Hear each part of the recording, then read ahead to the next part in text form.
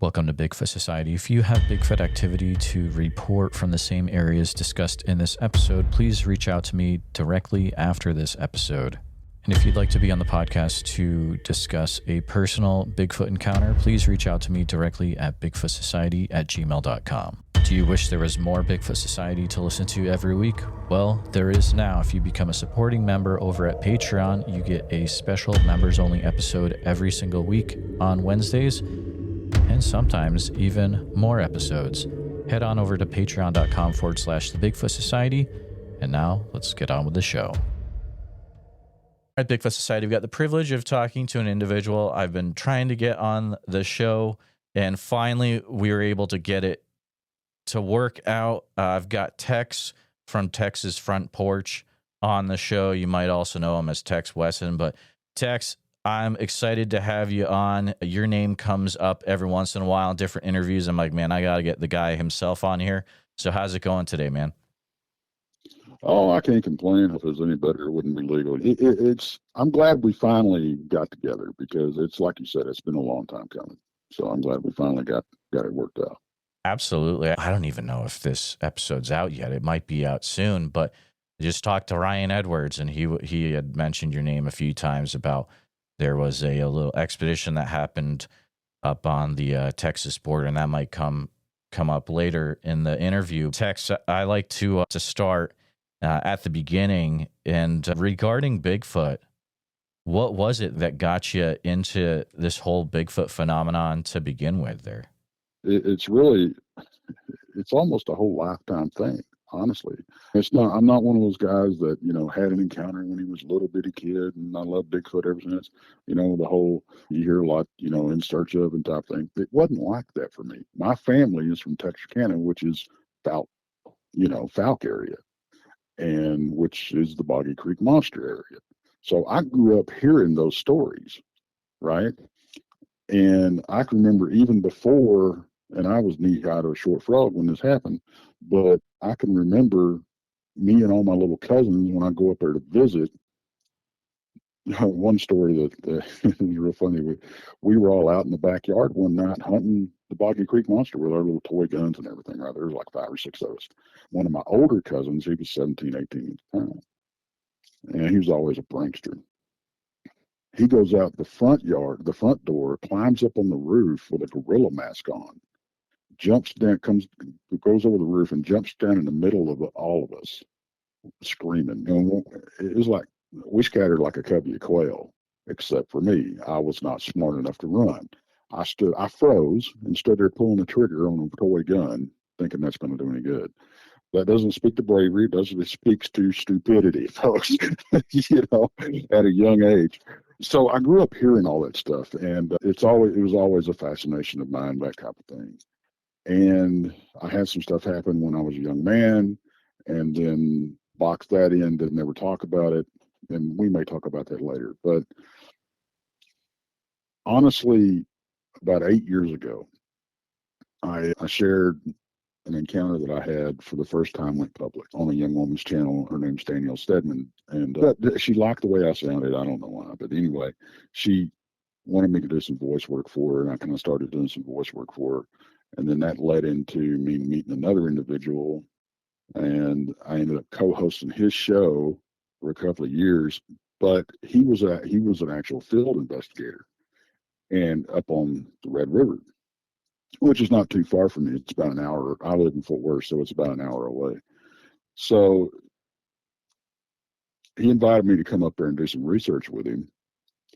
And first rattle out of the box, we get up there about 8:30 in the morning, and we're parked on the edge of a hayfield with a thin tree line between the hayfield and the wheat field.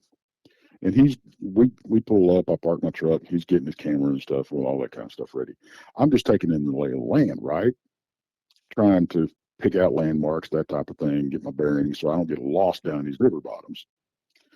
And I'm looking through this tree line. Tree line's about, I don't know, maybe 5-10 yards thick. And I'm looking into this wheat field. And the wheat at that point was 4 feet tall, thereabouts.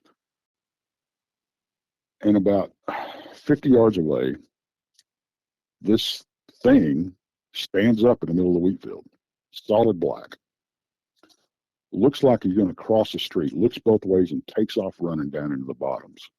Now, I saw him from about the waist up till he hit the fire break, and I saw him for about 2 steps head to toe. And I had no explanation for what I just saw. In fact, my exact words were, I'm standing and I'm watching this thing, and there goes one out there. And he's like, are you serious? There's like 3 people seen that thing, and I haven't seen it yet. And I was like, there he went. So we went down into the river bottoms and we took a left and turned where it would take us across his path. And we start hearing something up on the ridge, like every once in a while walking through the trees. And then we'll hear what some people claim is wood knocking, what some people claim is mouth popping. I think it probably is both. And then we'd go about another 100 yards and we'd hear it again. And then it just continued for a while. We theorized what was going on was this was what everybody usually calls a sentinel or lookout. And we may have had a family group or a clan or whatever in front of us, and he was herding them in front of us so we wouldn't walk up on them. And we really didn't have anything else happen, but like you need anything else happening, right? That's plenty. So that's what kicked it off for me. After that, I was hooked, and I started doing research on my own. And so I started doing something that not a lot of people do. I'm not saying I'm the first one to do it. I'm not saying I'm the only one to do it, but a lot of people don't like doing what I do. And that's solo research. I would go out there and spend days and nights at a time by myself. And what I found was, one, this is a very active area. It's Brown Springs, Oklahoma. It's no secret. If you've been in the Bigfoot community for a while, you've heard about it. It's very notorious. Some of the most seasoned researchers have said they won't go out there during the day without a bunch of people, and they won't go out there at night at all. I don't know, and it's nothing against them. I don't blame them. Okay, there's a lot of hinky stuff that goes on down there, but I guess it was the fact that I had grown up being out in the country and being isolated like you are when you live out in a rural area. As a kid, you tend to do stuff either alone or with your dog. That's your best friend. And that's what I did. Hunted, I fished, I trapped, just hiked and camped and everything. And I did a lot of it by myself. It wasn't any big deal to me. I just was doing it to do it, right? I just enjoyed being out there. But what I realized was that when you have an encounter, it opens your eyes, and you're looking for stuff that you've never looked for. You're listening for stuff that you've never listened to before. And I realized that in an active area, these things are very curious. We're their entertainment. We're their TV. We're their reality shows, right? So you don't have to go out in the middle of the woods going, here, Bigfoot. Just be yourself. And if they're there, they're going to come check you out because they're very curious. Now, as far as a lot of people talk about, they talk about being marked or these things choose to let you see them. I can't speak to any of that. I don't know. I don't think any of us know. And that's one of the big problems. A lot of people claim to know because a lot of people claim to communicate with these beings. And I personally have not had that experience yet. I'm not saying it don't happen. I'm just saying I haven't had that experience. But what I have had is a lot of interaction with them. I've been cheek to cheek with them. There was a thin, not a tent wall between us, but it's one of those things where once it happens, you usually react in one of two ways. You either jump feet first into it, or you never step foot back in the woods again. There's really no in between with it that I've found, of course, doing my show and talking to hundreds of people. And that's another thing that really drives what I do now is giving people a safe platform, because you can't talk to just anybody about these experiences that we have. You may go years and years, most of your life, believing that something's out there. But once you cross that line into knowing that something's out there that's not supposed to exist, it's supposed to be a legend, there's a switch that flips. And you either realize that you're not number one in the woods. Okay, you are not at the top of the food chain. I'm not saying these things are evil. I'm not saying they're vicious or anything like that. They're no different than different tribes of people. If Grandpa Bigfoot was shot, he's going to raise his clan to where they may not tolerate us as much. But there again, you hear stories of the indigenous peoples having relationships with these beings and trading with them and learning from them and vice versa. So I think it varies. It's no different than going down and paddling down the Congo, coming to a village, walking up in there, and you're treated like a god. You're fed a feast and all this kind of stuff. And you say your goodbyes. You get back in your little canoe and you go back down. You go about 10 miles down the river. You see another little village. You walk in. You are the feast. It's no different than that. These things can't be blamed for doing something. They can't be called evil just because they do what they do. They do what they do to survive. And I think it's a fine line between, and I think it has a lot to do with respect. If you go out there and you disrespect their house, that's what you're doing, folks. You have to remember, you got to lose this attitude of, I planted my flag, I own this place. No, you do not. You do not own the land. You're in their living room. How would you act if somebody come in and just dumped a bunch of trash in your living room? Somebody's getting a butt whooping, right? It's the same thing. They're going to try to run you out.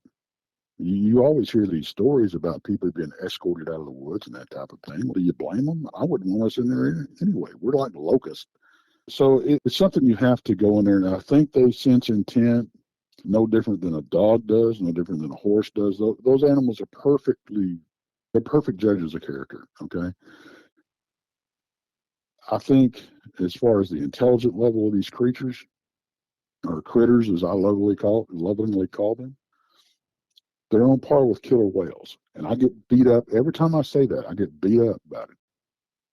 Oh, they're smarter than a killer whale. You need to research killer whales, because you're talking about an animal that is self-aware, that grieves, has funerals, mates for life, and teaches and adapts and strategizes. Look at the video of, I can't remember if it's 2 or 3 orcas. They synchronize their attack and wash a sea lion off of a piece of ice so they can eat it. Okay? And there's a lot of examples like that. When a different pod comes into their territory, they teach what they know to this other pod. They teach different hunting techniques.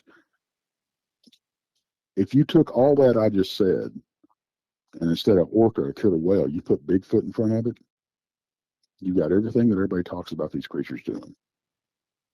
And so there's a lot more to the natural world than we think there is. And when I say natural world, I think these beings, these critters, have been a part of our natural world for eons. They're probably older than we are. And a lot of what we've learned through the thousands of years, tens of thousands of years, we can probably credit to them, either just by observing what they do or actually have interactions with them.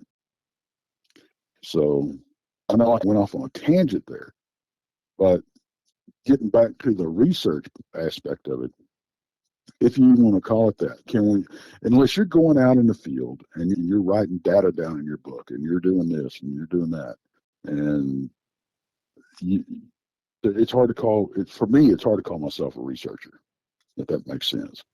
I'm an enthusiast, I guess you could say. I'm out there for the experience. Do I get evidence and bring it to the table? Absolutely.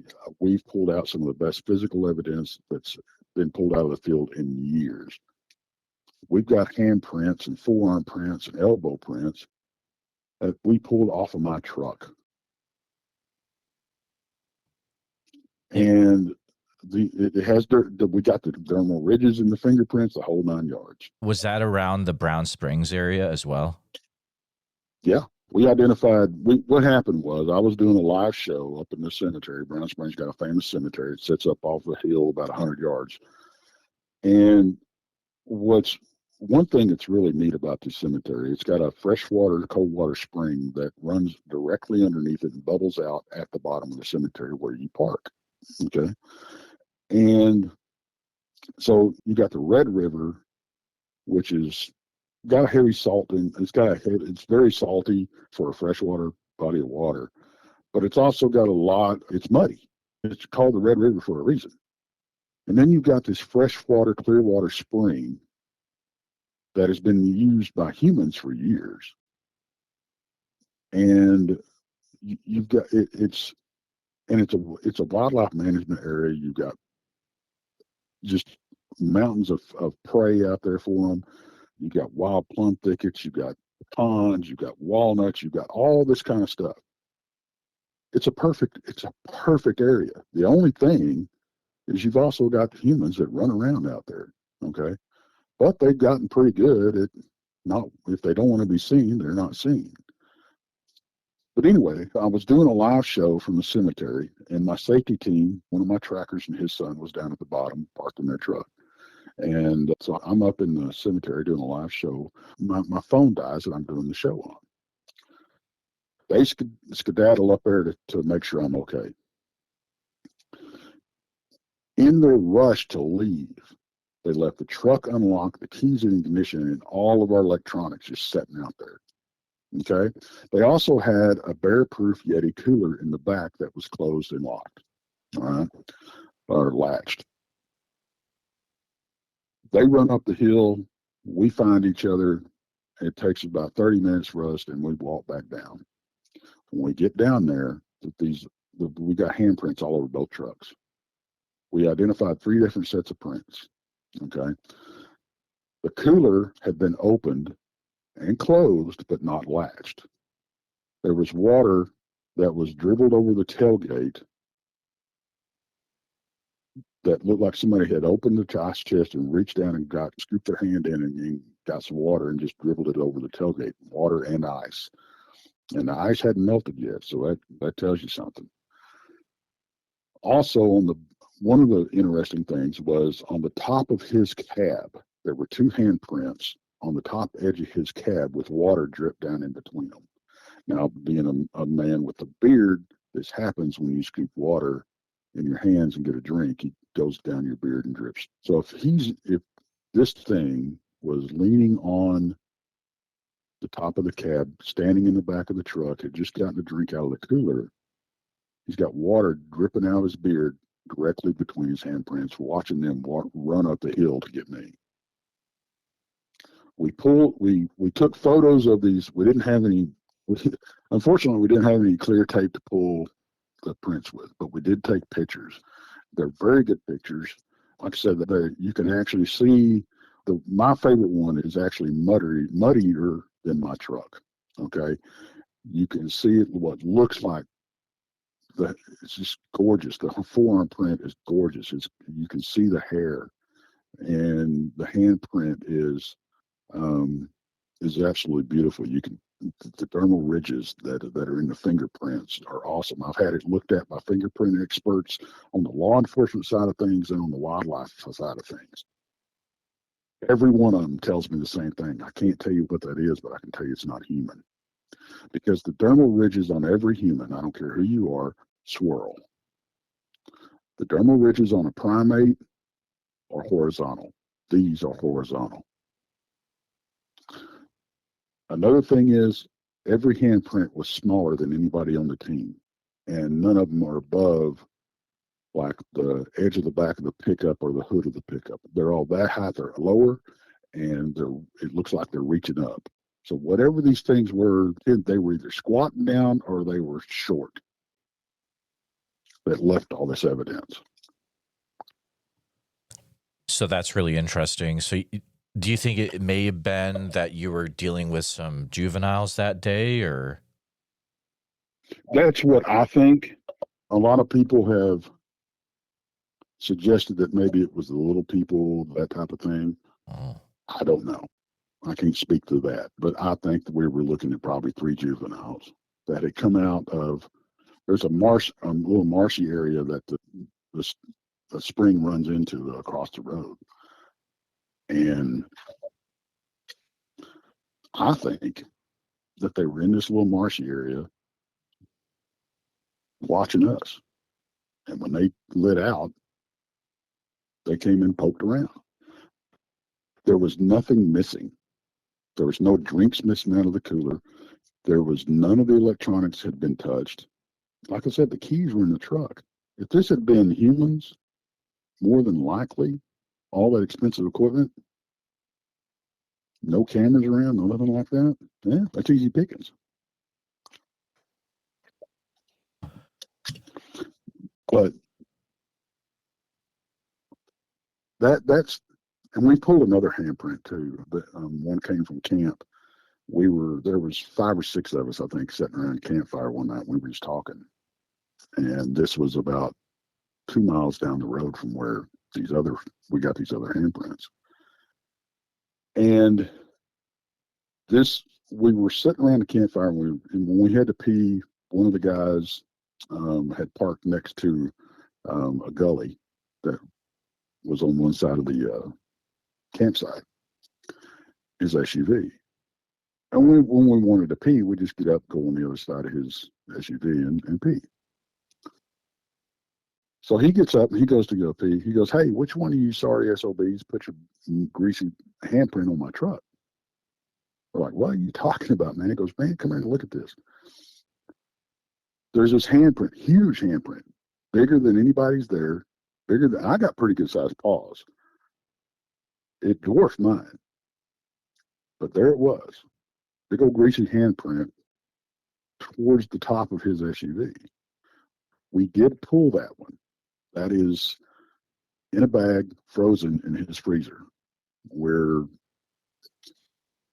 investigating different places to send it because you have to be very picky about that, and it's very expensive to get DNA done. I'm sure everybody realizes that. So we're actually looking for some backing. Somebody's really interested in this, but we're not going to give them the full thing and just go, "Here you go." We can't do that. But another thing is, right where we had been, and this was right where we'd been peeing, was pretty much right below this, right? And I've got pictures of this too. And I get beat up for not doing this, but I'm going to tell you why I didn't do what I'm about to say. Okay. So you can see where we were, our little pee marks, and right in the middle of it, where we had been peeing, is this probably 2 foot in diameter wet spot. Right? It looks like this thing had just leaned against the SUV, watching us at the campfire, and just cut loose right there. It looked like a horse had took a leak right there, right? And we discussed this right there on the spot. Let's get a sample so we can get DNA. That'd be great, except it had already been contaminated with us. So anytime you turn DNA in and they find human DNA, they toss it out. Oh, it's contaminated. So it would do no good to take anything. Even when they do come up with the other side of it, which is usually unknown primate, they use that human DNA as just to toss it out. So that's why, and I actually made the call on not taking samples of the dirt there. And I was like, we wouldn't do us any good. But we do have the handprint, and it's frozen, and it's got the oil from the hand on it. There are some studies going on with that kind of stuff, so we're hoping to get into that. That's fascinating that you were able to capture that evidence and you've got it in the freezer. Now, we mentioned before that this Brown Springs area is, if you're in the Bigfoot community, you've heard of it. It has there's certain areas that have a certain lore to it. How far back has this area been known for Bigfoot? Are there certain events that happen that really put it into the zeitgeist of, okay, this spot is wild for Bigfoot stuff? It is, there is, I mean, for years and years going back, there's been Bigfoot stories coming out of southeast Oklahoma and the Red River area. Okay. It's all over, all up and down the Red River. But Brown Springs has a very dark and notorious history to it anyway. It was back in the day, it was a river. It was there. That's where the river crossing was. That's where that freshwater spring was. People congregated there. The cemetery that sits on top of the hill that I was talking about, the youngest death date there is 1924. And from what we can determine, it originally started out as a burial mound for the Caddo people. Okay, this is way back when. Now, the Chickasaw are there too, and you also got some Choctaw and all in that area, right? There was a gentleman called, his last name was Love. The county's named after him. The wildlife management area right there where we go, where Brown Springs is named after him. He's very well known. He was American Indian, right? And he used that cemetery as his family cemetery, and then other folks used it as a community cemetery. And there was countless encounters of between the settlers and the Indians in that area. There's also, you fast forward in history a little bit, the DFW, the Dallas Fort Worth Mafia, used that area as a body dump. There's also, and we filmed a little documentary down there one time, and 2 weeks after we filmed the documentary, there was a body found. So it's no stranger to the dark side of things. It's known for occult activity. We ran across some evidence of that. That's a story. We got surrounded by cops one night. But it's still an open case, and you can't find out hardly any information on it because it's still an open case. But there was a couple that was killed out there, and they were parking. It sounds like the beginning of a horror story or a horror movie, but they were parking out there, and they didn't come back. People went looking for them. And I think this was either 86, I think it was, 1986. When they found him, the man was tossed over in the brush, and depending on what story you get, either his head was turned around backwards or he was bent in half backwards, okay, and just tossed over in the brush. The woman she was spread eagle on the hood of the car. She had been brutalized in a way that tore her from stem to stern. She was also disemboweled. Okay. So for years and years, people blame Bigfoot on that because of what the strength that it had to have to do this. We had it remote viewed, and depending on how much credit you put into the remote viewing phenomenon, what we got back, the information we got back on that was that it was occult activity. And that goes into some weird stuff because you start talking about people turning into vampires and werewolves and all that kind of stuff at certain levels. It's a deep rabbit hole. But that's what they picked up on. And that was Jessica Jones that did that for us. She's very skilled, very skilled. I had a time loss incident, and she in Brown Springs, another one of those weird things that happened when I was out there doing research. And she remote viewed that for me and came back with some weird stuff. And that was pretty much verified through a psychic medium that I'm with, that I work with. Told me the same thing and didn't even know who I was at the time. Didn't know that I had talked to Jessica about this or anything. Okay. And told me the same thing that Jessica had told me. So that's, that'll send chills up your spine if you don't want to be that guy and you don't want to be that person that was abducted and that's what they say happened. I don't know about all that. I'm still in denial about it, really. But It's when you start talking about that kind of stuff, and we run across so much weird things, there's odd stuff out there, not really paranormal or Bigfoot related, but just natural stuff. We find clothes that are folded out there, yeah, out in the middle of the woods. And then, of course, then you get into the paranormal aspect of things. And we've had that happen. There have been 12, 15 of us sitting around camp, and we've got a woman laughing in the woods on both sides of camp from time to time. It's just, you record weird whistles, you got disembodied voices, all kinds of stuff that we pulled out.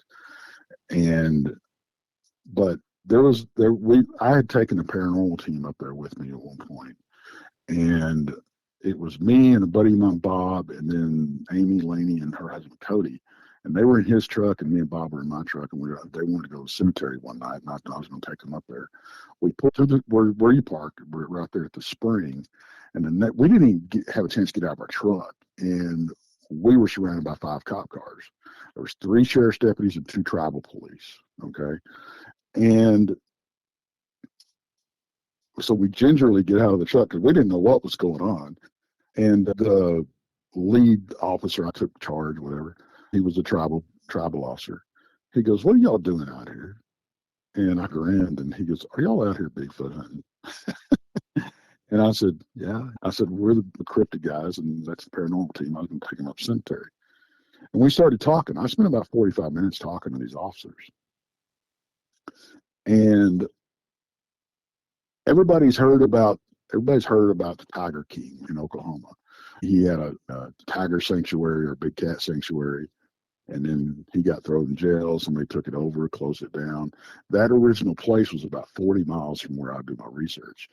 When they closed it down, he went away, and they reopened it. They moved it to within 1.5 miles, 2 miles from my research area. Okay.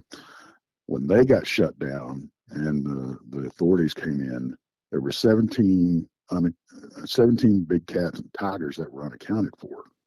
Okay. So these officers start telling us, they asked us if we're armed, and we weren't at the time. And I said, the guy back at camp, was Jason McLean, and he can speak to this when you talk to him. He was back at camp, and he had his pistol, and he had his own little experience that night too. And he's like, we encourage everybody to carry a sidearm here, and there's drug activity in the place. There's occult activity in the place. It's protection. But he said, we've had tiger sightings. And this is how I found out about the whole Tiger King situation. These officers told me this. He said, we've had reported tiger sightings in the area, so we encourage everybody to carry a sidearm. I'm like, tigers? Like, we don't have enough to deal with? But I get to talking to them, and normally this doesn't happen. They got to tell me that 2 of their officers, Bigfoot sightings, right there in that area. How often do you get a chance for indigenous people's law enforcement to open up to you and tell you this kind of stuff? And one of the officers also told me that he'd had a paranormal experience in the cemetery when he was younger. So there's a lot of stuff that goes on out there. It's not just Bigfoot. The place is, like I said, got a very dark history. There's a lot of bad juju out there. And you have to be prepared to deal with that when you go out there, especially like when I go out there by myself.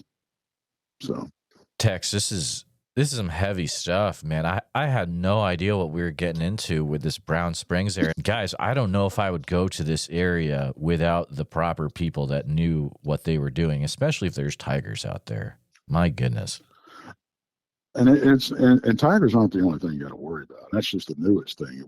Honestly, you've got the biggest concern out there. There's 2 big, huge concerns out there, and that's really the reason we all started packing. We all started carrying out there was really not just the tigers. There's a huge feral pig population out there, and also you have the great North American meth head population that you run into, which is unfortunate, but it's part of what you have to deal with. And then when you throw the occult activity on top of everything, and you got the tigers and you got the occasional bear, the least of my worries are the Bigfoot, honestly, because folks, if you've ever been camping out in the middle of the nowhere, these state parks and wildlife refuges and national parks, odds are, these things have been around you and you just didn't know it. One of my favorite things is for somebody to walk, well, I've been hunting 50 years. I've never seen one. Were you looking for them? Or were you paying attention to that 10-point buck that you were trying to get a shot on, that you've been baiting for a year? Oh, wait a minute. That buck walked behind you and you never saw him? Oh, but you've never seen Bigfoot. Okay, yeah, it's understandable. Exactly, man. This area I'm not a video game guy because I don't have the time, but it feels like, man, if they wanted to make a Grand Theft Auto down there, it'd be the perfect area. You got all the weird stuff. It'd be a crazy game area. But how you've got all this stuff in this area, so there's a lot going on in it. How big approximately is this area to contain all this like cult stuff, Bigfoot, tiger, escapees, all this wild stuff? Oh, it's thousands of acres. Okay. Thousands of acres.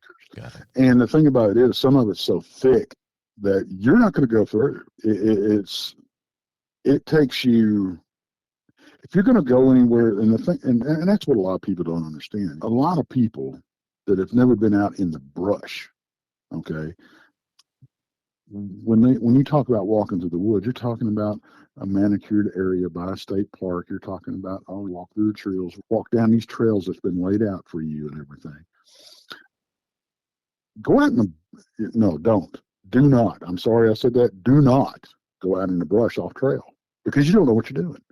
And it's like you said, don't go to these places unless you either wish somebody knows what they're doing or you know what you're doing. I cannot tell you how many people go out there with a bottle of water, and that's it. That's where we run into this whole missing 411 phenomenon that's going on. There's no one reason for that stuff happening. It's a smorgasbord of things that happen. Number one being human error and arrogance and stupidity. Are cryptids on the list? Absolutely. Are there other nefarious things? Absolutely. But you can't blame it on one thing. You just can't do it. But 9 times out of 10, it's just stupidity. It's ill preparedness. It's ignorance. Looking at one, I'm going to make one more tiger comment. Can you imagine going around the corner in this area and you see a tiger and a Bigfoot and a knockdown, drag out, just all war? It could happen. Like they could be having to battle each other for food source in this area. Absolutely. Absolutely. And it may have happened. It wouldn't surprise me if it had. Have I seen it? Have I heard it? No. Right. But if you ask Jason, I've had a tiger encounter out there. And it took place a few years before we ran into these policemen. I was up there. In fact, it was my first time that I had ever been out there solo. And I had shot my mouth off on a show one night. And I said, because everybody's talking about how spooky this place was and how they wouldn't go out there. I'm like, why? It's woods. I've been doing this all my life. What's the difference? So I said, I'll do it. I did it. I went out there by myself one night. It was about 10:30 at night, 11:30 at night, something like that. And I drove up there. Like I said, it's the first time I'd ever driven up there by myself. And I said, I'll go to the cemetery by myself. And everybody was like, oh, don't do that. You're crazy, blah, blah, blah. And I was just, whatever. I go up there and I get out of my truck and I'm hearing footfalls all around me in the trees. And I heard a couple of whoops over to my right. And I'm like, and I had the feeling I was surrounded, right? And I'm like, maybe this wasn't the brightest idea I ever had, right? So I get back in my truck, I drive up, and you didn't, at that point in time, you didn't even have cell service down there. And all I had with me was a little pen light and a pocket knife and my phone. That's all I had with me. Because I wasn't going to be, I knew where I'd been there, I knew where I was going, I knew the area and all that kind of stuff. But I drive up where I've got cell service, I make a few phone calls, people would tell me I don't need to do this and all this kind of stuff. So, no, I said I was going to do it, I'm going to do it. So I drove back down, and I could still hear some footfalls, but it wasn't as intense feeling as it was the first time I'd been there like an hour before. And I decided, okay, I'm going to go ahead and do this. Pardon me. And so I start walking up the trail, and I've got my voice recorder running on my phone. I start walking up the trail, and you hear me say, "Oh, I just heard a little growl over here to my left, and it had a little purr to it." And you got to remember, this is before we ever found out about the tiger thing, right? So I'm thinking that's something else, right? And so I get up to the top of the cemetery. And when you get to the top of the trail, right there at the top of the cemetery, there's an old tree and a grave right behind it, and that's the first grave in the cemetery, and it's the youngest grave in the cemetery. So I'm standing there and I'm looking around. I got this little pin light with me, and I turn around and I look over my left shoulder and I catch some ice shining in the trees. And what was peculiar about this eye shine, now I'm not one to panic about eye shine, because if you're out in the woods, you're going to get eye shine. It's going to happen, right? But this eye shine was different. The eyes looked like they were about big around silver dollars and had about 8 inches between them, 6 to 8, something like that, inches between them. That's big, okay? And it's about, I don't know, 3 feet off the ground or so. I'm like, oh, this is cool. It starts like playing peekaboo behind a tree with me type thing. And so I'm like, oh, this is cool. This is what I came here for. I'm thinking it's a Bigfoot. I'm hoping, right? Because I'm going through my head trying to figure out what else could be this. This could be natural, what we call natural normal. The only thing I could come up, the only two things I could come up with is that it's either a horse laying down or a cow laying down, right? With that much outspread between the eyes and that big around. But I'm thinking, okay, hey, I may be looking at a Bigfoot, right? And I'm thinking, this is cool. Then it stood up, and when it stood up, it moved forward too. You know how you're squatting down, and when you stand up, most of the time you'll take a step forward, you know? When you stand up, that's how it moved. That's what it looked like. And when it got about my height, I decided it was time to back out. So I walked back down, I got in my truck, and I left. I did what I said I was going to do. But that got the ball rolling. It didn't scare me off or nothing like that. And there's other stuff that happened to me when I was a young man that, maybe we can get into, maybe we can't. An encounter that I had that I guess tempered me for what I do now, I guess. But anyway, so if you ask Jason, that was a tiger that I ran into. If you ask me, I'm not so sure. It could have been a tiger, could have been a Bigfoot. I don't know. It could have been something else. That's some wild. You were lucky that night for sure. Yeah, probably. Yeah, I used one of my 9 lives, I'm sure. Absolutely. Something that I'm noticing while I'm looking, I always have a map pulled up while I do these, and right. I'm noticing that another area that I've gotten a lot of weird stuff from is you've got Lake Texoma just to the east of this area. Yes. There's a lot of weird stuff. Dude, I would do story videos over on TikTok about a year ago, and I got a lot of people reaching out about Lake Texoma, and it wasn't just Bigfoot stuff. It was, and we had Dogman stuff. There's a big outbreak of people seeing this like pale, white, skinny creature, like a pale crawler, sometimes it's called, and there are residents seeing it. Yeah, that area is nuts. Yeah, that whole Red River Basin it's kind of like the Sulphur River Basin too in Texas. Both of those areas are just inundated with encounters and stories that you'll hear with all kinds of entities. Brown Springs too. Brown Springs I've got a picture that was taken by a researcher years ago. He's passed now. That appears to be canine-like up in the cemetery. There's also a picture that I've got of his that appears to be a Bigfoot laying down on its belly behind a barbed wire fence right there in the cemetery. These places are no stranger to the stuff that we talk about. And I don't know And I know a lot of people talk about the whole orb phenomenon and everything like that. And we've had some strange occurrences like that. We caught something on thermal that we can't explain. And it's, what do you do with it? I had about a 30-minute conversation with the guy that runs Skinwalker Ranch. And we weren't on camera or nothing. It was just a private conversation. And Thomas, the manager over there. And because I wanted to get him away and talk to him in private, and me and him had a conversation, because I run into a lot of the same stuff, a lot of the same phenomena, and get a lot of the same readings that they do. Okay.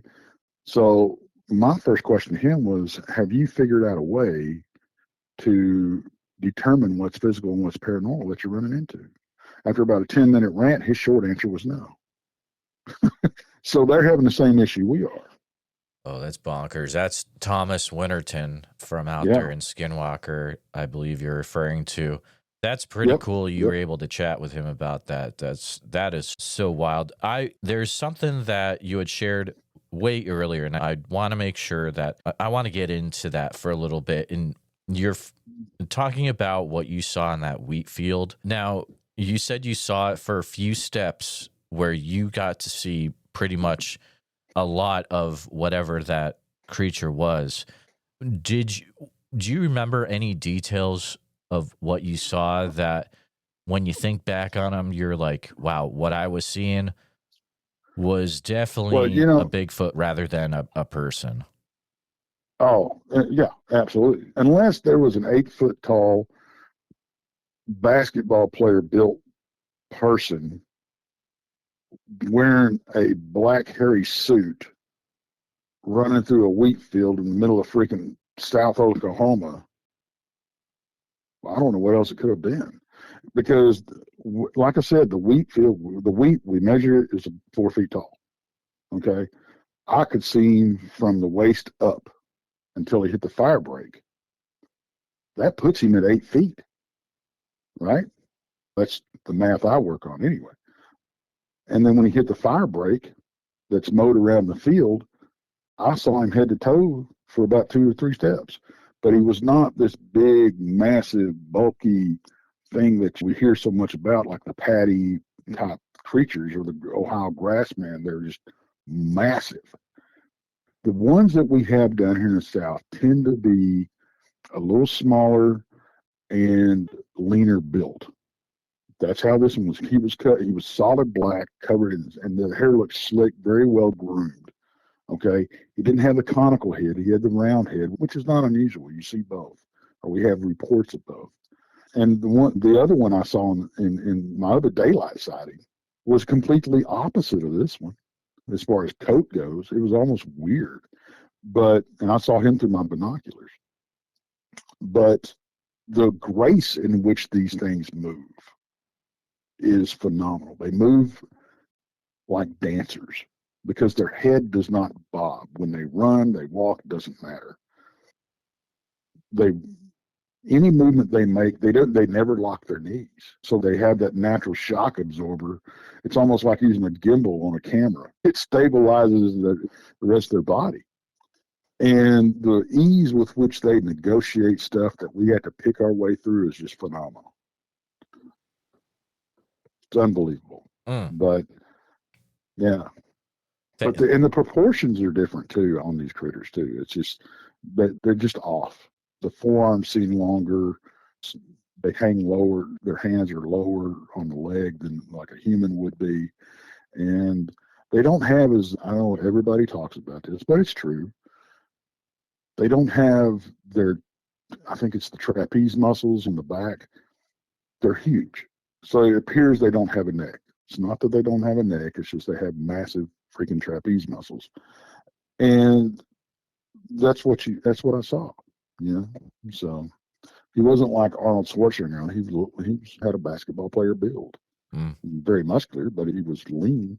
Thank you for sharing some more details about what you saw that day. You also have alluded to there was a sighting that you had as a younger man that really affected you, affected the rest of your life when it comes to this Bigfoot phenomenon.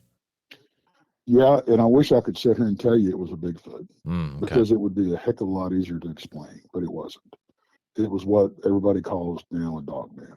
Okay. This was before the term dogman was even coined. I was 16 years old. Now I'll be 58 in March. That was back when we were still writing on stone tablets. But and like I said earlier, I grew up doing all this stuff by myself. Maybe I might have my dog with me or I might be riding a horse, but for the most part, I do all the camping and fishing and the trapping and the hunting and all sorts by myself. And that's what I had been doing. I had been out rabbit hunting and I was walking home and I was going down a white gravel road that bordered one side of our place. The sun hadn't went down yet, so I had plenty of daylight and I'm on a white gravel road anyway. Walking down the road, I got 2 rabbits hanging off my belt and an empty 410. That's what I had, right? This thing comes charging out of the brush on the left-hand side. I don't know if I woke it up, if I pissed it off. I don't know what happened, but he was in full stride when he came out of the brush. I don't know if he was hunting something and I got in the way. I don't know. But he ran across the road in front of me about 25, 30 feet away. And I'm on foot, guys. Okay.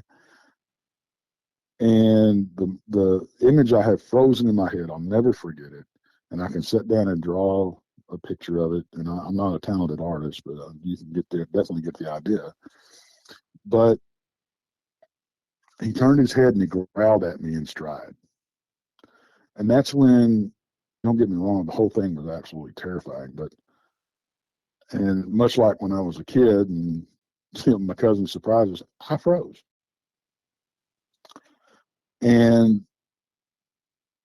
this thing was about 7.5 feet tall. I didn't think it was that tall for years. But later, just several years ago, I was at work and I was walking through the building with a friend of mine, huge guy, he was like 6'5", 6'6". And that's where I put the height of this critter at, okay? And we were talking about my encounter and he goes, well, Tex, how tall was this thing? And I told him, I said, I don't know about your height. And maybe 7 feet, I don't know. I said, it wasn't no taller than them doorways right there. That doorway, he goes, he literally put his hand on my chest, stopped me. He goes, Tex, those are 8-foot doors. I said, oh crap, you're right. So he may have been about 7.5 feet tall. Okay. But irregardless of how tall the thing was, he had that same build except that the Bigfoot had, but this was not a Bigfoot.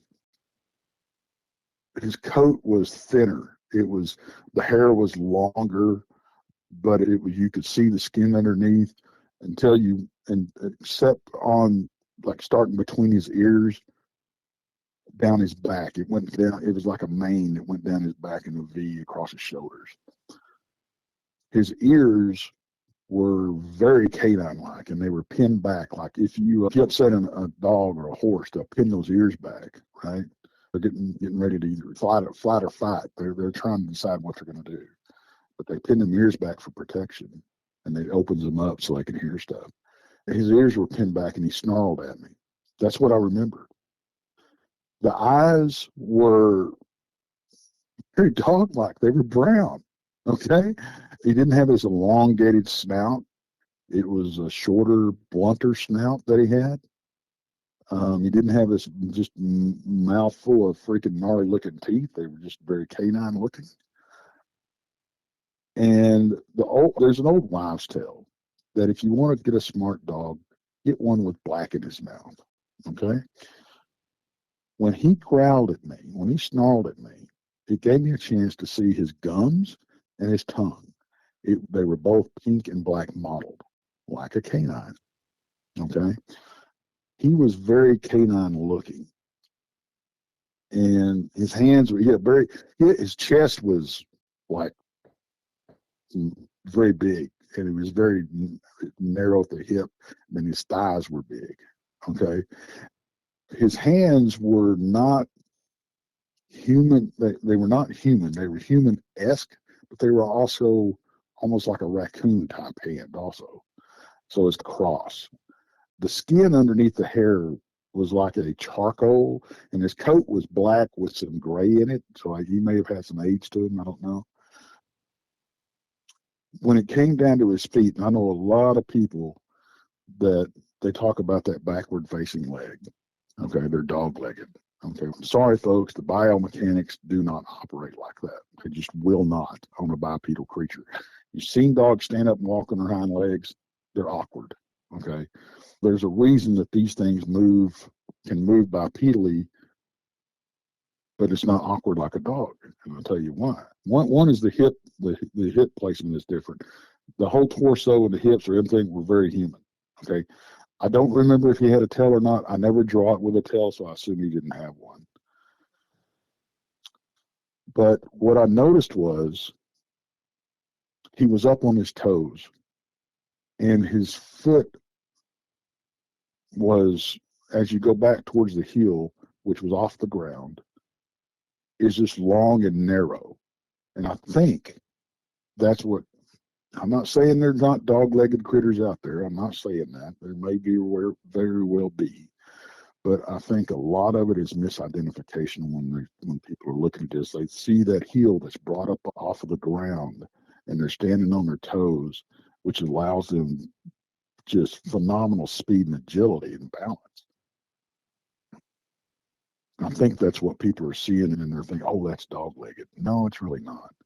But when he ran across the road in front of me, and he dove over, and he was on two legs, when he dove over our 5-strand barbed wire fence, which was about 5 feet tall, he dove over it, and when he dove over that fence and went down on the other side, he went down to all fours, and it was a very smooth transition. Didn't hear no bones or tendons creaking or snapping or anything like that. And we have down here what we call love grass. You see it in a lot of our fields out here. It's just a very tall, about 3.5 foot grass that covers pastures. It's a native grass. When he hit this and went down to all fours, I saw the grass move for a little bit, and then he was gone. When at that point, I had a decision to make. And I know this seems, when you're telling it, it seems very long and drawn out, but I'm trying to get as much detail as I can in here because I want people to understand my mindset and everything, because I was terrified. But, and I know this is weird, it's like I didn't get the sense that he wanted to kill me. He like turned his head, growled at me like more of a, you stay right where you are type thing. Don't leave me alone. That type of thing. But I had a decision to make because I was fixing to cross the fence right there and take a shortcut across our pasture and go home because our house sat on the other side of our property. So I had a decision to make. I could either cross the fence and follow him into this tall grass, or I could stay on the road and take the long way home. And so I did.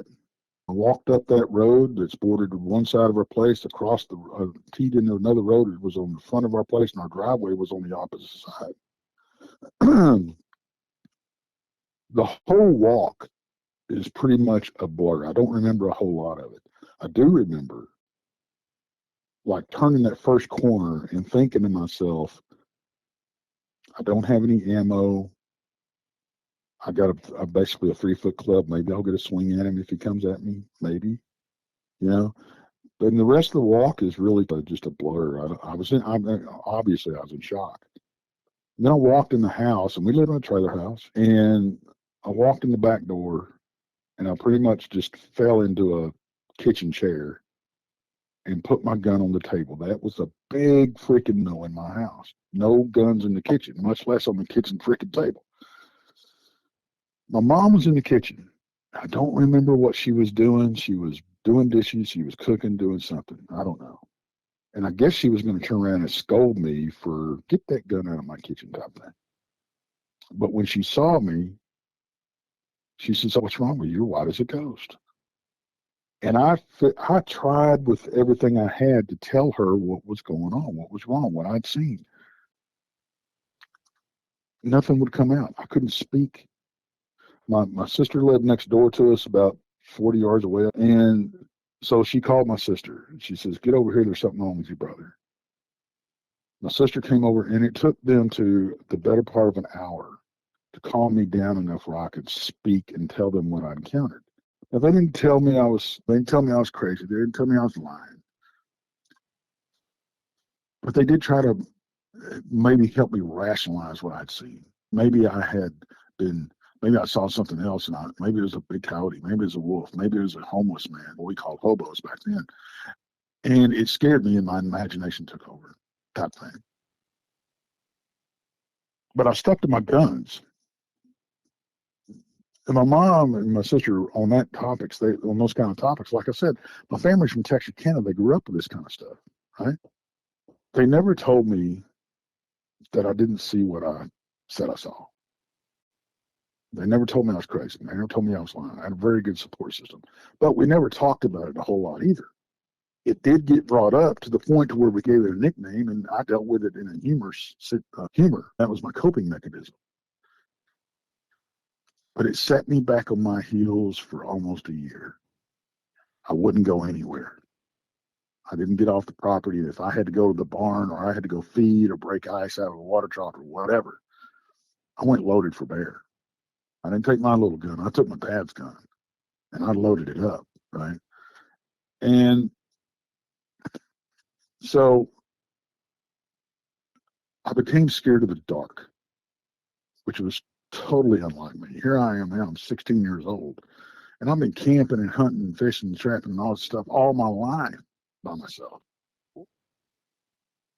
And we had what's called, a lot of people call them a booger light. It's basically a street lamp on your property. It's the only light we had out there. I remember we had 20 acres. There wasn't no other light, right? But if I had to go to my sister's house or back from my sister's house and it was dark, it was at a dead run. I went through this for about, I don't know, like I said, better part of a year. And then I got mad because I felt like I was being bullied. I couldn't go anywhere, that type of thing. And I said, I'm not going to let this happen. I started going out, taking baby steps, going a little bit further, go camp in the backyard, go camp in the pasture, do this, that type of thing. And I finally got back to doing what I was doing, okay? And I was going to this place that I hunted. In fact, the place I was coming from when I saw this thing. And I was just about to jump over the fence on this property that I was able to hunt, and was very thick. You had to travel the game trails, but this hunting was phenomenal there. And I heard something or somebody walking in the trees, and I couldn't see them. But there was a set of twins that I went to school with, and they lived on the other side of this 1,200 acres, and we all hunted this place. So I thought maybe it was them. So I hollered out, "Hey, who's out there?" And this thing, whatever it was, stopped. I said, "Hey, if that's somebody out there, let me know." And it just shifted its weight. I said, "Hey, look, David, Doug, that one of y'all, give me a shout, man." Just shifted its weight. I said, "Look," I said, "if you don't say something, I'm going to fire." Well, that's what I did. And probably not the smartest decision I've ever made, but I popped a round off up in the air. And that's when all hell broke loose. This thing came charging through the trees. It sounded like a bull. It was breaking branches, the whole 9 yards. And I'll be honest with you, man, I didn't want to see it. I tucked tail and I ran the entire way back home, which is about a mile. Never looked back. Never looked back. If this thing was fixing to snatch me up and eat me, I didn't want to know about it. And about a year before my first sighting with that thing, we'd had a dog that went missing. In horse country, you got several dogs, and they all live outside. But one of them went missing, and the only way we found him was to start smelling it. We started smelling him. And so he was under the house. Dad's not going to go in there and get him, so I got to crawl in there and get him. So I drug him out, and it literally looked something like somebody. I know this is brutal and it's sad and it's disturbing, but I'm just being honest with you. It looked like somebody held him by his front legs and just gutted him. And my dad, and this is before I saw anything, encountered anything, or anything like that. My dad told me, looks like he probably got into it with a bobcat, crawled up in and died. Okay, a perfectly good explanation for me. Dad knows more than I do. And there was always reports of animals going missing, pets going missing, foals and calves and everything else get tore up or going missing, that type of thing, chickens, you name it. And everybody, it was always blamed on either a big cat, mountain lion, which they did come through the area on a rare occasion, or this mysterious pack of wild dogs that me or any of my friends that tromped out in the woods ever saw. We never saw this mysterious pack of wild dogs, never heard of them, nothing. Coyotes? Absolutely. But this mysterious pack of wild dogs that would just tear these animals to pieces, and we never saw, you know. Anyway, so yeah, there's that. Tex, that is probably one of the most intense accounts that has been on this podcast so far. Thank you for sharing something that is it's got to be that I can't imagine having to recall that and to share something like that. So I appreciate you sharing it on the show. Would you ever, if you had the choice between the two, what would you rather encounter out in the field, Bigfoot or Dogman? I've encountered Bigfoot. I've seen him twice during the daylight. I've seen him 3 or 4 times at night. I've had multiple encounters where I didn't see him, but I'm pretty sure it was him. But the Dogman I've only seen once.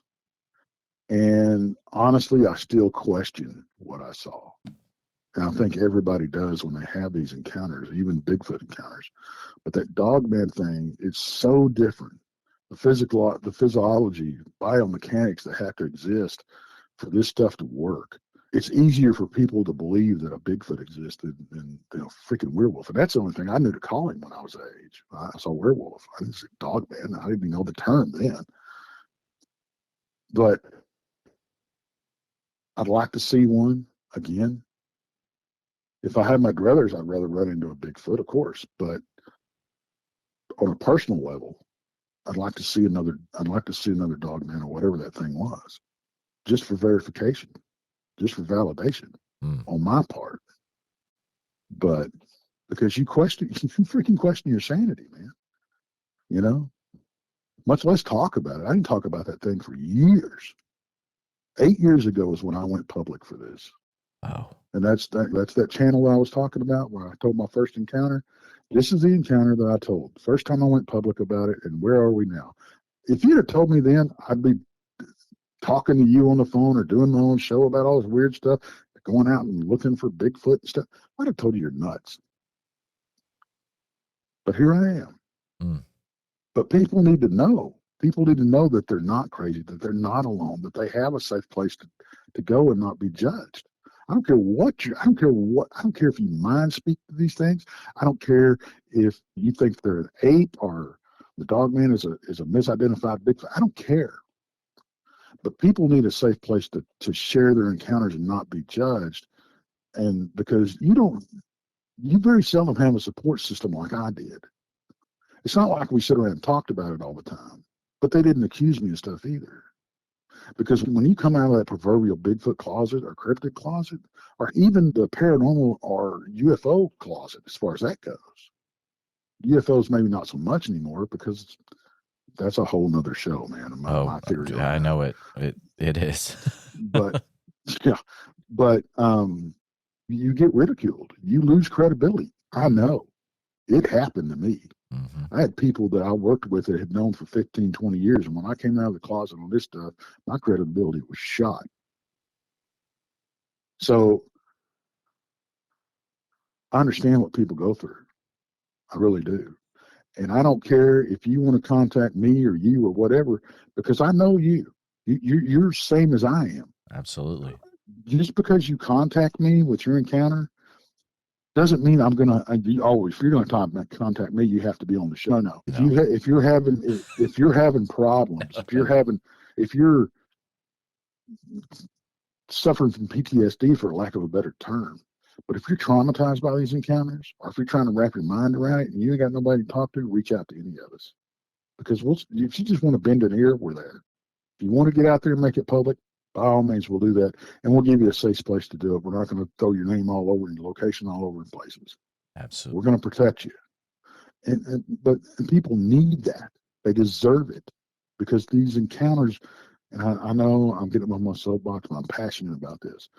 People need a place to go. We're not therapists by any means, but hey, I'll sit down and talk to you all you want.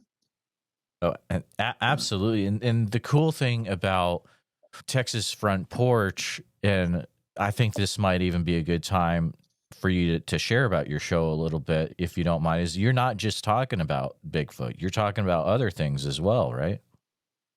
Oh, absolutely. We go all over the map. And I primarily have a YouTube channel, but I'm also out there on any placing podcast. We're out there. And it's not just me. I have a whole network. I have a team.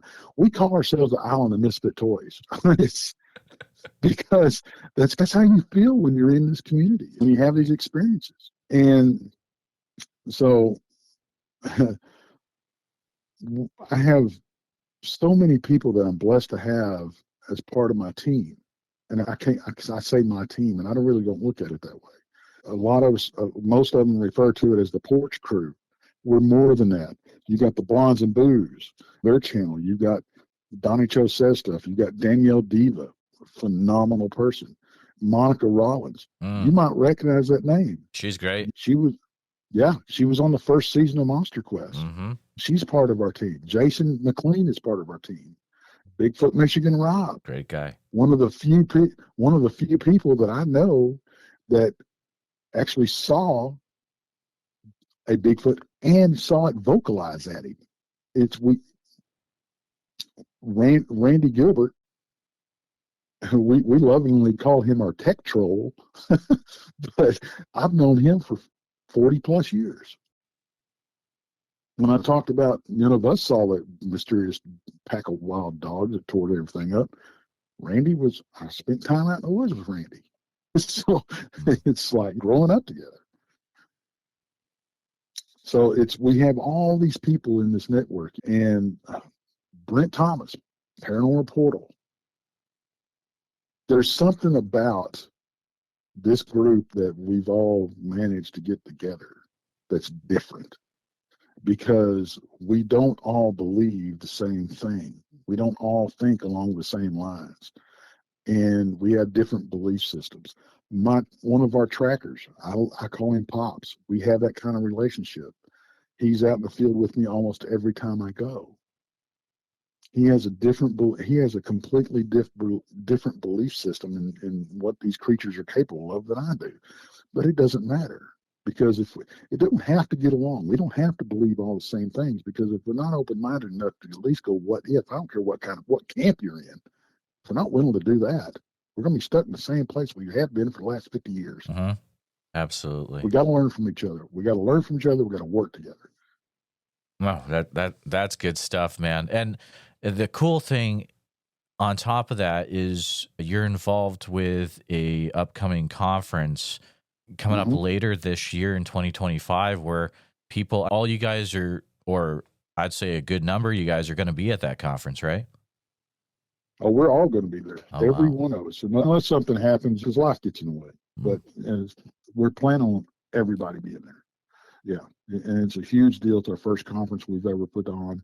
I'm excited about it. We call it the Crossing Realms Conference, and it's September 19th and 20th, and at the Eagleton Civic Center in Richmond, Missouri. And you can get your tickets on Eventbrite. Here's the list of speakers that we have. Josh Hurd with Malvern. He's out there at Malvern Manor. He's a filmmaker, author, and lecturer, and Iowa paranormal guy. investigator, and the whole 9 yards. Yeah. Professor Heather Mosier from Small Town Monsters is going to be there. She's going to be speaking with Ron Murphy. So they're going to be speaking together about the Fae. We also have William Lunsford, which is famous for doing his work with the Boggy Creek Monster in the Sulphur River Basin. It's a great guy. Oh my gosh, he's such a sweet man. We also have Lady Anne Celine, she's an author and researcher. One that I'm really looking forward to, and I really shouldn't say this, so I shouldn't pick favorites, Dr. Dean Burcham. I love Dean to death. He's going to be talking about the UFO stuff. So we got Bigfoot, we got UFOs, we got the Fae, we got And then we've got Greg Ogles, and he's filmmaker and researcher. He's doing a lot of stuff. He's fixing to do a documentary out on. We're getting together, and we're in the middle of a Dogman investigation as we speak. Oh, we wow. made a couple of trips out there. Yeah, we made a couple of trips out to this private land. It's 2,000 acres of private land, gated, nobody lives on. So yeah, it's like a researcher's dream. But he's going to come down, and we were supposed to be out there right now, but we had all this weather come in. But he's going to come out and film the documentary out there. Frank Camboletta and Dan Klein, y'all going to recognize those names from the Haunted Garage. They're showing up to speak, and they're bringing a haunted car. How cool is that, right? Oh, man, a haunted car. Oof. Yeah. Oh, yeah. man. So Brian Bowden's going to be there. Really? And yeah. I am so mad I can't get to this conference now. He's from New York, right? Yeah, I believe so. Yeah. Dude. Miguel Ramirez from Sasquatch Theory. Yeah. Yeah. He's going to speak. He's going to be out there. He's going to speak. Special guest. People are just going to be there. Get this. Ken Gerhardt, Dana Stricker, Brent Thomas, Brian Edwards, Mike Familian, Christopher Garitano, Linda Eastburn, David Glidden, and Danielle Stedman from Dogman Diaries, which I shared my first experience with. We got back until we lost touch for a lot of years. We got back in touch, and she agreed to come as a special guest. And then, of course, it's hosted by the Island of Misfit Toys, which is myself, Brandy, and Krista from Blondes and Booze. You got Monica Rollins, our Paranormal World.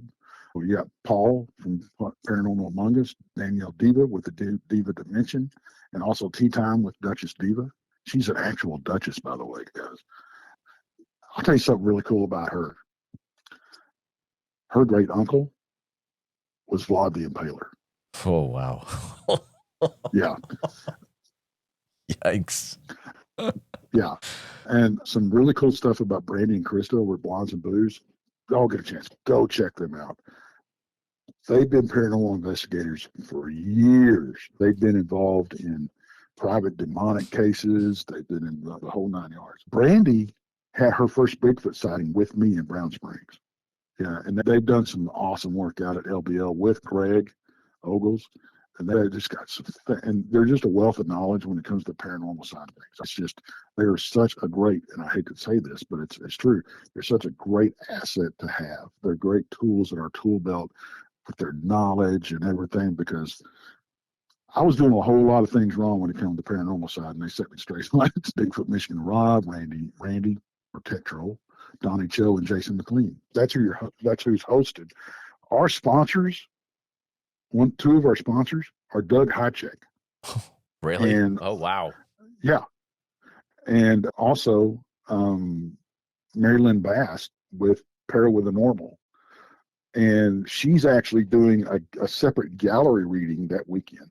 Let me run down the activities of the weekend. It is a full weekend. Friday night is the meet and greet. Okay. That is when you're going to get to sit down and eat with all these speakers and all these special guests,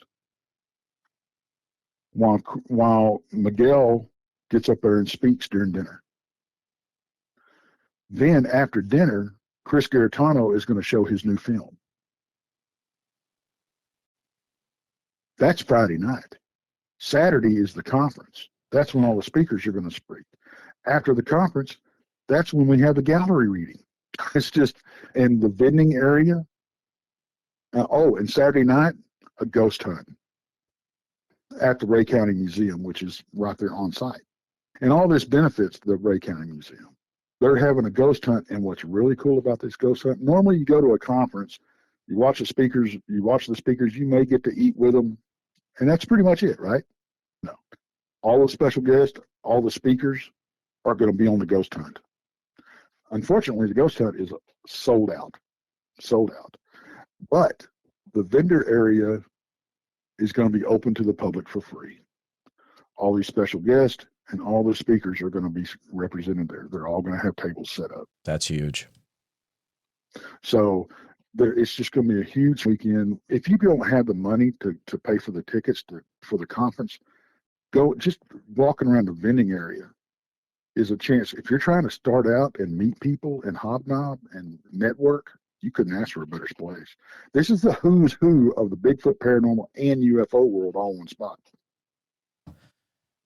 I'm gonna amp it up for a little bit. The good thing to know about this is it's right outside of Kansas City, so Midwesterners like myself, if you can, it's, you know how easy it is to get to Kansas City or to fly into. It's not that far of a drive to where this place is outside of Kansas City. Also, people like Heather Mosier, they don't get out here in the Midwest hardly ever. It's, you definitely want to make sure that I'll have links in the show notes where you can pick up tickets and all that good stuff. But man, it's probably going to be one of the top conferences of 2025, I would say. Wow. Thank you so much. Thank you. It's a labor of love. That's for sure. Oh, I know these conferences, they take a lot of work, but it's definitely worth the connections, the people that are going to meet. Yeah. Just like Sasquatch Summerfest out in Oak Ridge, this is going to be one of the same. The people that are going to meet, this is going to change a lot of stuff in the future. Text, well, what's the best way for people to reach out to you? Like if they want to report something to you about Brown Springs or things like that. I want to make sure that we get that in there.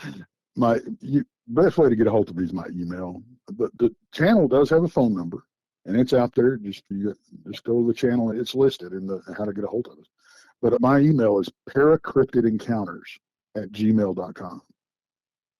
Perfect. So I did some wordplay there. I combined paranormal and cryptids. I love it. Crazy stuff. Tex, thank you so much for coming on the show today. I'm glad we were finally able to get it set up, but what a conversation about some wild stuff going on down there in Oklahoma/Texas. But thank you so much for coming on the show today, Tex.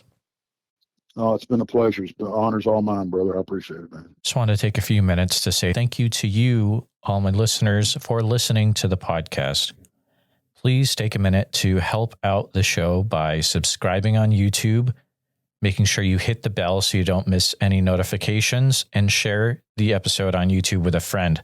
Also, if you're listening to us on a podcast, thank you so much. Make sure that you're subscribed, share the show with a friend. Really, it's all about sharing the show wherever you can. If you've had a Bigfoot encounter related to the following or know someone who has, please reach out to me at bigfootsociety@gmail.com or pass on my email. Here's a list. Number 1, encounters from Franklin County, Texas. Number 2, encounters from the entire state of Iowa. Number 3, encounters from Oak Ridge, Oregon, or the surrounding area. Number 4, any individuals that know about Bigfoot being flown off after the Mount St. Helens eruption. Number 5, individuals that have had a Bigfoot encounter while in the military. Number 6, those that have had a Bigfoot encounter in the southern New Hampshire or north central Massachusetts area, including Franklin County, Massachusetts. Number 7, individuals that have had a Bigfoot encounter in a Bible camp or Boy Scout camp setting.